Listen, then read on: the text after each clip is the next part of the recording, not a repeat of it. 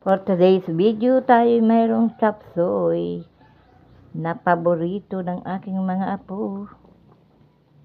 Hindi sila mahilig sa gulay, pero pag ito ang sinarve ko sa kanila with fried chicken, okay, gustong gusto nila yan.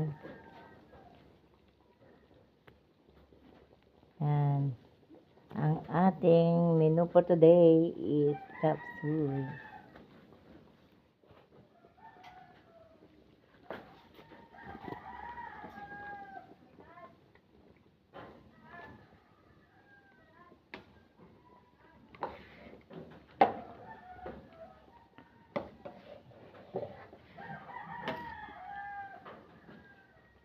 Yummy, yummy.